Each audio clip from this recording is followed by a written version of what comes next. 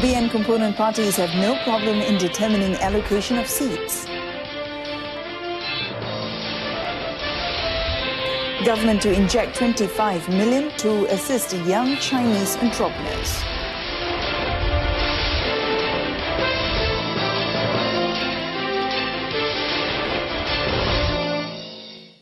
Hello and good evening. I'm 1APRIL. Welcome to News on 2. Deputy Prime Minister Datuk Seri Dr. Ahmad Zahid Hamidi has announced an increase of RM2 per hour in the allowance of police volunteers throughout the country with immediate effect. According to him, it involved an increase from RM6 to RM8 per hour for its rank and file personnel, while officers will have their allowance raised from RM7.80 to RM9.80 per hour. Speaking during the opening of the Kota Star Police District Headquarters in Alustar, Kedah today, Datuk Seri Dr. Ahmad Zahid said he also hoped that with the increase, more people would be encouraged to join and serve in the volunteer corps. Kenaikan ini berkuat fasa serta merta. Mudah-mudahan akan lebih ramai lagi penyertaan di dalam pasukan sukarelawan ini untuk memberikan motivasi dan semangat yang baru. Also present were Inspector General of Police Tan Sri Muhammad Fuzi Harun, his Deputy Tan Sri Nur Rashid Ibrahim, Kedah Police Chief Datuk Zainal Abidin Kasim and Kedah Menteri Besar Datuk Sri Ahmad Bashar Mat Hanifah. At the same event, Datuk Seri Dr. Ahmad Zahid has also stressed that Prime Minister Datuk Seri Najib Tun Razak has always been concerned over national security organisations, including the police. He says the Premier believes that the police should be equipped with advanced assets and equipment to achieve better performance. Ianya telah dapat respons yang amat baik daripada yang amat hormat dan mulia kerana beliau prihatin bahawa polis jika diperlengkapkan dengan peralatan dan aset yang lebih canggih, insyaAllah pencapaian polis akan lebih baik. Datuk Seri Dr. Ahmad Zahid, who is also Home Minister, said that apart from providing the force with better assets, Datuk Seri Najib also wants all the contingent and district police headquarters nationwide, especially police barracks, to be upgraded. He hoped that all upgrading plans could be implemented immediately once the major problems, including financing, are resolved.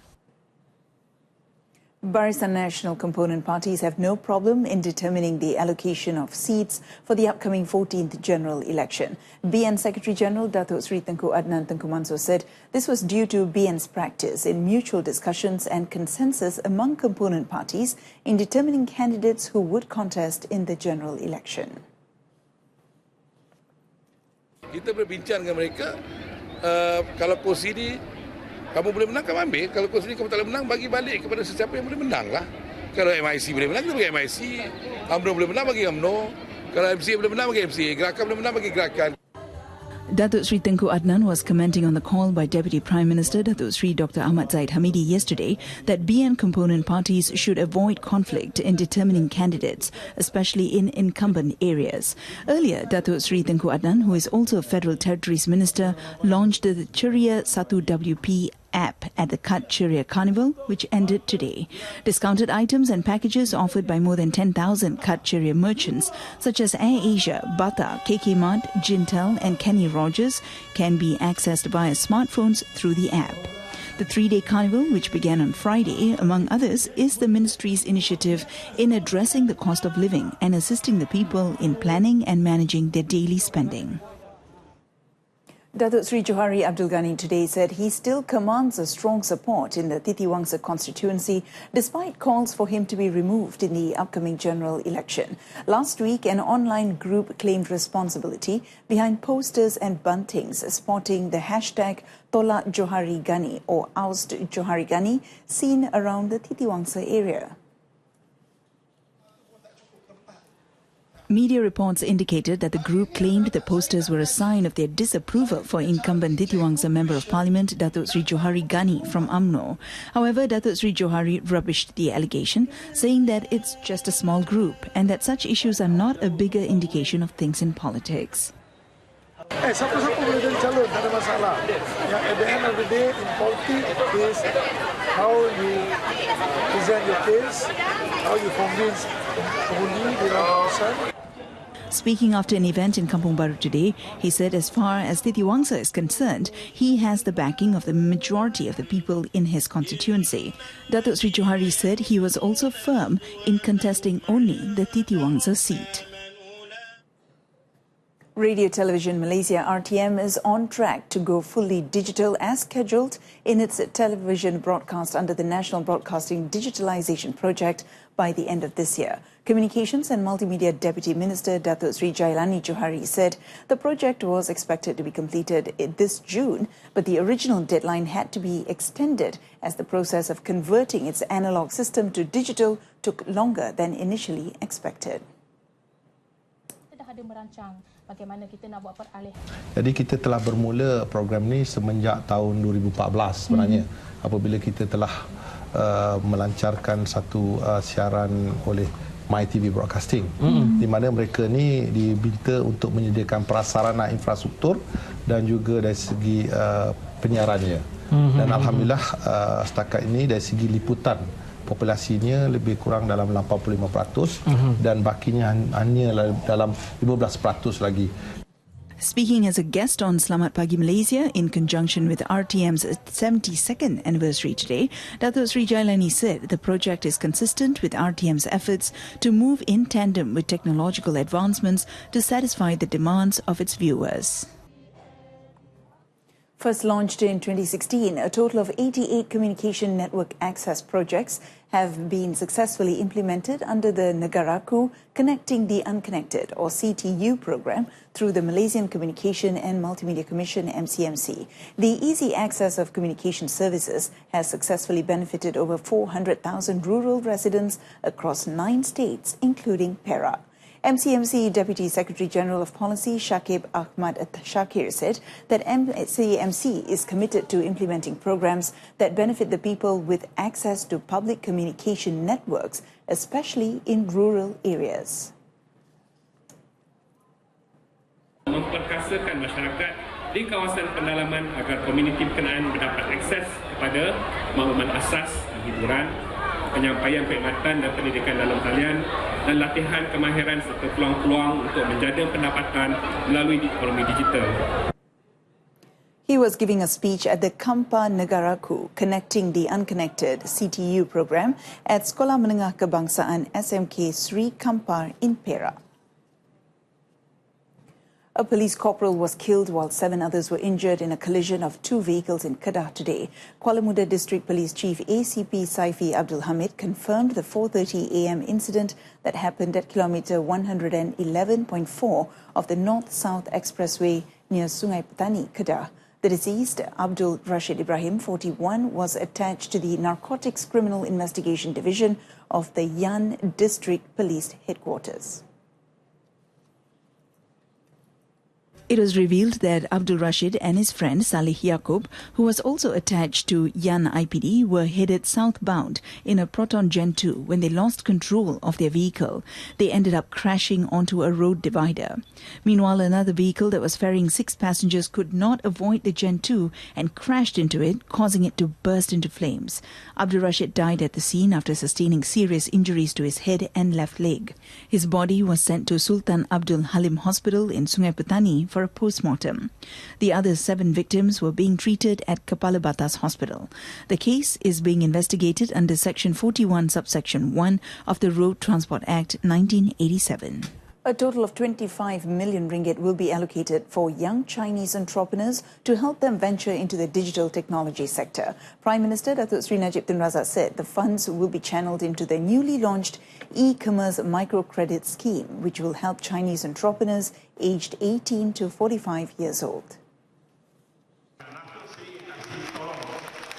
Datuk Sri Najib added that the program is also created to offer an efficient and affordable financing facility to assist young Chinese entrepreneurs and traditional Chinese small and medium enterprises, SME, transform their business with digital technology. I'm glad to announce today that 25 million ringgit will be channeled into the e-commerce microcredit scheme for the benefit of young Chinese entrepreneurs between the age of 18 to 45. I'd like to thank the young people for their contribution to nation building. I want them to feel that they're part of this transformation journey for Malaysia.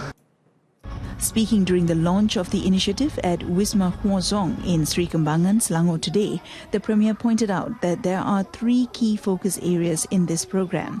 They are to nurture technopreneurship among young people, to improve living standards for youths in terms of income and quality of life, and to transform traditional SME so that they can remain competitive while enabling rural products to go global. The Ministry of Women, Family and Community Development will create another Penyayang complex in Johor Bahru, which will be the second complex after the one located in Sri Aman, Sarawak. Minister Dato' Sri Rohani Abdul Karim said the 65 million ringgit project will be developed on a 16-acre land in Kempas. A range of services will be provided, including a registration counter, assistance for the disabled, a service centre, activities for the elderly and children, as well as disaster relief management. Jadi bermakna semua perkhidmatan di bawah satu bumbung. Jadi bagi saya, sebab klien saya ni istimewa, ya. Kadang-kadang saya tidak hendak menyusahkan mereka sebab dengan pergi ke merata tempat untuk mendapat satu perkhidmatan. Jadi dia pergi ke satu tempat, insya-Allah kita akan dia akan dapat perkhidmatan segala-galanya. Development works for the complex will commence this year and is expected to be completed in 3 years. The building will be able to accommodate 200 people at one time. Dato' Sri Rohani was speaking after the Taman Sinar Harapan Jubilee officiation ceremony and Bazar Nita Muafakat launch held in Johor Bahru. Now, the Johor government will ensure that the welfare of the people, including those who are disabled, will be looked into in line with the development and progress of Johor. Johor Menteri Besar Dato' Muhammad Khalid Nordin said some important policies have been introduced to these groups, among which includes making it compulsory requirement for all local authorities across the state to hire disabled individuals. The Johor government also introduced the Johor Prihatin policy to encourage the public to inculcate human values for the betterment of Johorians. Bila kita mengutarakan dekad baru Johor, yang saya nyatakan dengan jelas bahawa 10 tahun akan datang, Johor akan menjadi dekad sejahtera, negeri dan masyarakat yang berkebajikan, yang dilimpahi dengan pembangunan tetapi dipasak kukuh dengan kemanusiaan. Speaking at the Taman Sinar Harapan Jubilee officiation ceremony and Bazar Nita Muafakat launch in Johor Bahru, Datuk Muhammad Khalid announced 2019 as the Year of Giving. The tourism industry in Langkawi raked in 4.7 billion ringgit between January and September last year. Kedah Menteri Besar Datuk Sri Ahmad Bashar Mat Hanifah said the good result was based on ongoing promotions at the international level, which led to a total of 3.67 million tourists visiting the island during that period.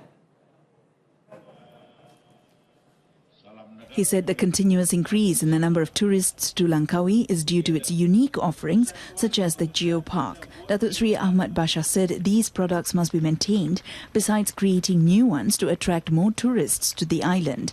He said this during the Langkawi Tourism Industry Operators Appreciation event at the Mahsuri International Exhibition Centre. According to Datuk Sri Ahmad Bashar, it was not easy to develop Langkawi into a popular tourist destination, which required strong commitment from the government, besides the support of all industry players as well as locals. He said to ensure further growth, all industry players must continue to provide solid support to the existing government. Malaysian-owned fast food brand Chicken Cottage targets the opening of 250 new outlets worldwide, including the Asia-Pacific region, within the next 5 years. According to Terengganu Menteri Besar Datuk Seri Ahmad Razif Abdul Rahman, China and India, which has the two highest populations in the world, are a huge market that will further boost the Chicken Cottage brand onto the global stage. The halal fast food brand also plans to open 5 Chicken Cottage outlets in Dubai as well as Nigeria this year. Datuk Seri Ahmad Razif spoke while officiating the opening of the second Chicken Cottage outlet in Taman Tun Dr. Ismail after the first outlet opened in Kuala Terengganu 3 years ago. In 2014, the Terengganu government, through its subsidiary Terengganu Incorporated, purchased a 70% stake in Chicken Cottage, while the remaining 30% was purchased in April 2017. TTDI's Chicken Cottage is the 90th branch, with 67 branches operating in the United Kingdom since 1994, while 21 others were opened in several locations in Pakistan, Iraq and Africa. And that concludes this evening's News on 2. In our top story, BN component parties have no problem in determining allocation of seats. Join us again at 12:30 tomorrow afternoon for more updates. I'm 1APRIL. Thanks for watching.